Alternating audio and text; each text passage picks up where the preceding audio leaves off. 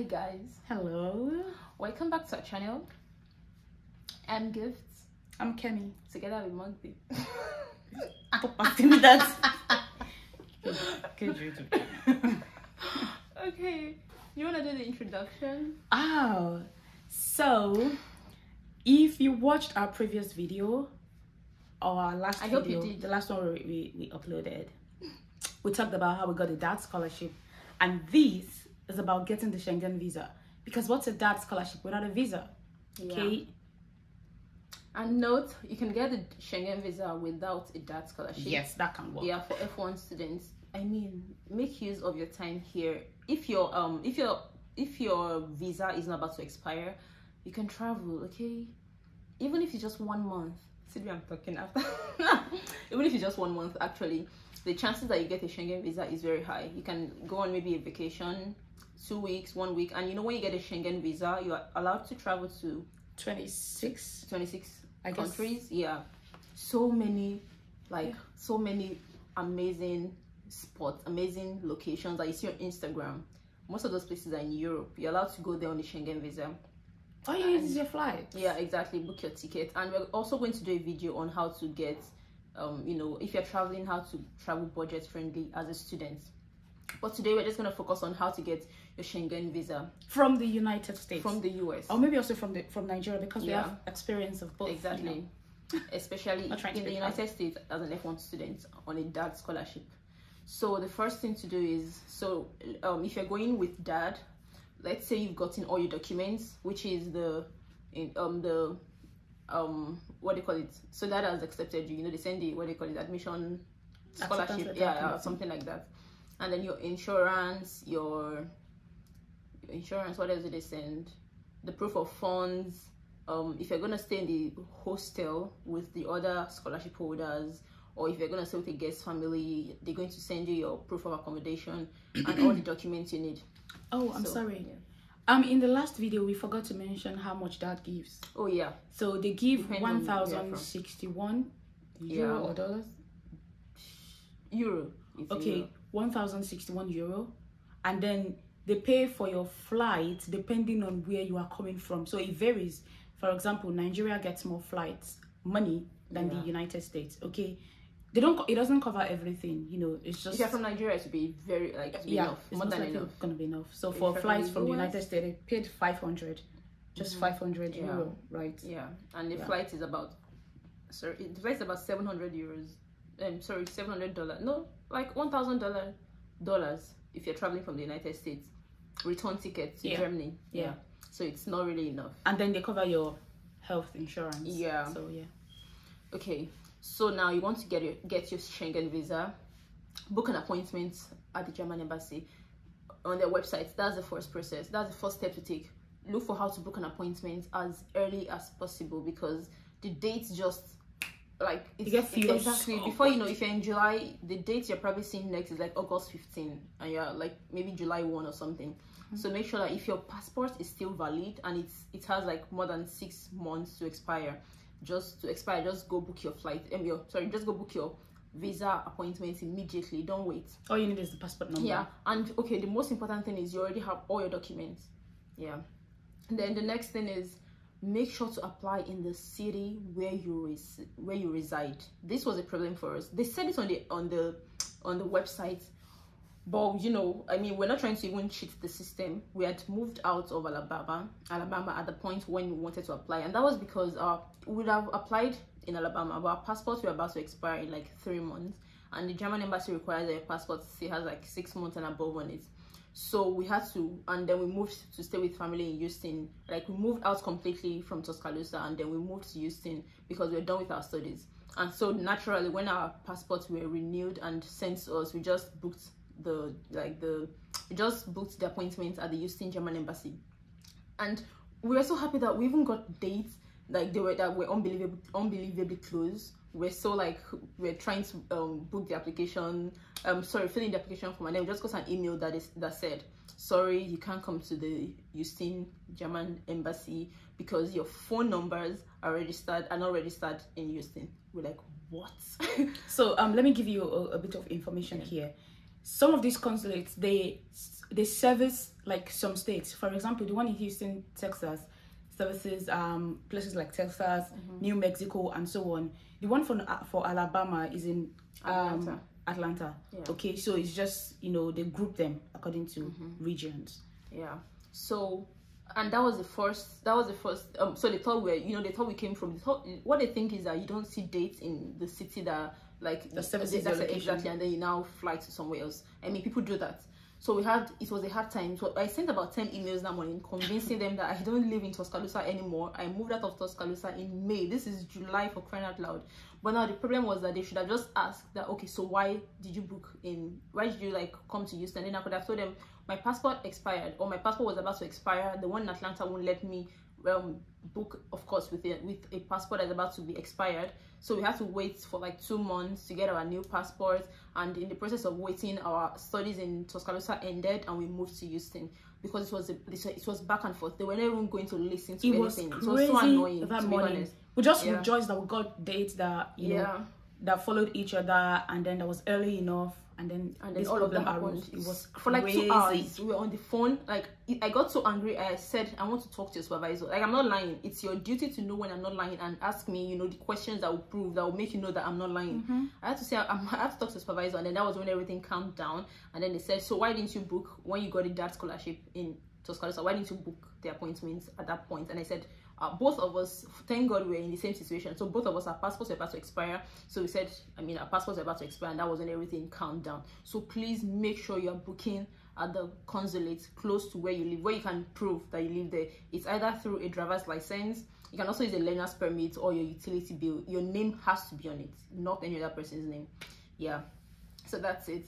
And then so you need other, okay, so this is if you're not going on that. If you're going under dad will send all the documents you need.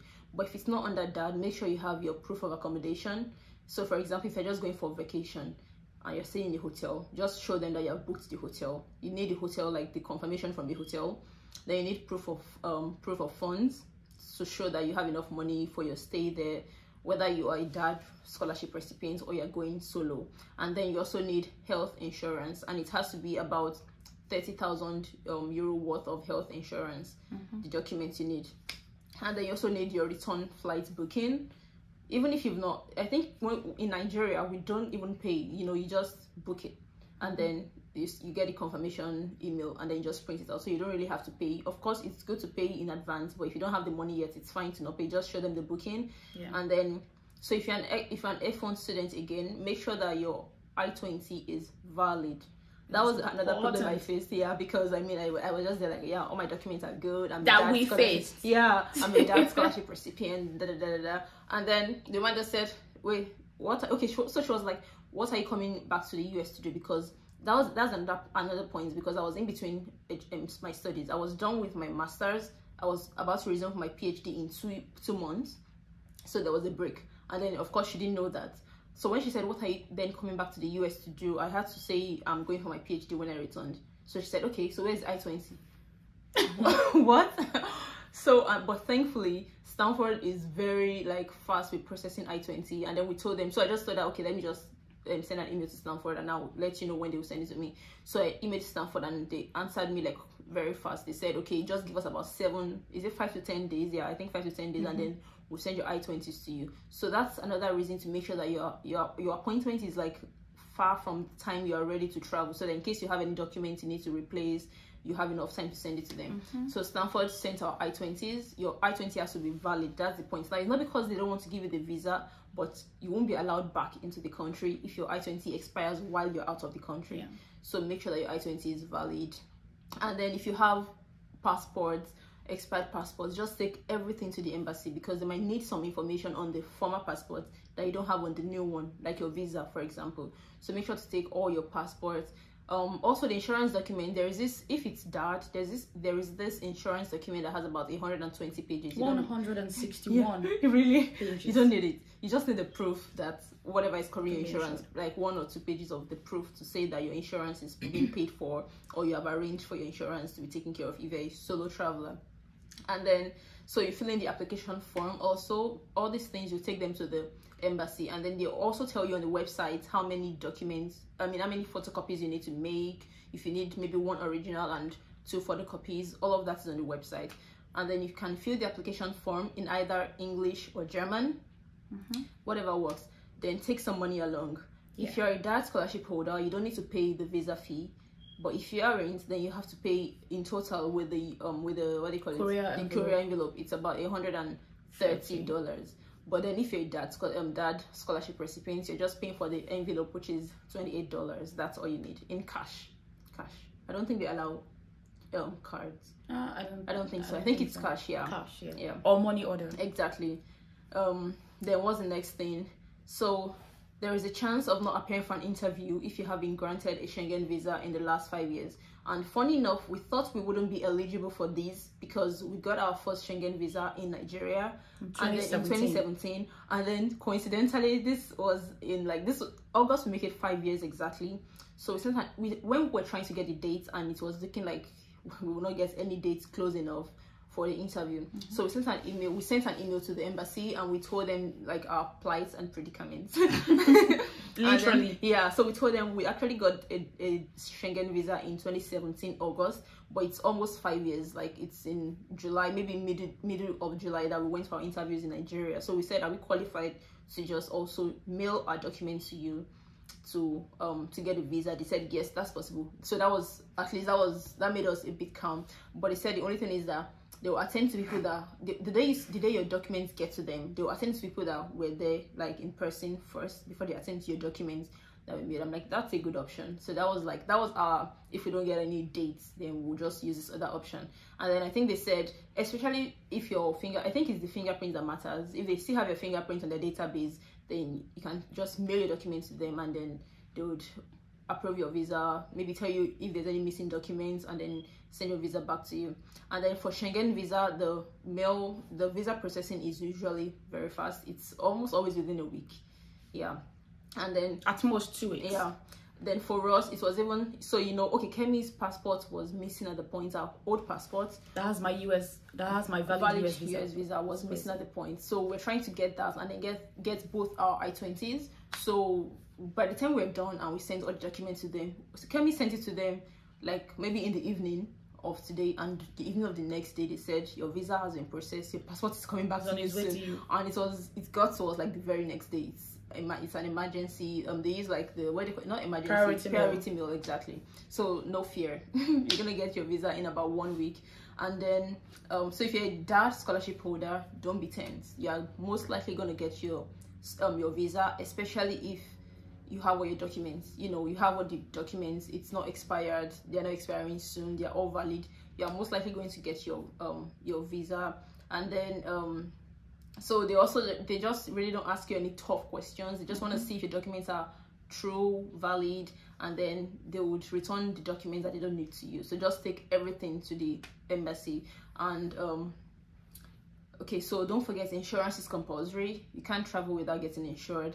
Make sure to follow the right passport specification, because I didn't. I had one passport that I used in Nigeria, and then I just took it along. The woman just tossed it aside, and then they told me in Houston, so they told me to go to Walgreens and take a new new passport, and just, it's no stress, just go there, take new passport and bring it back to us, and that was it.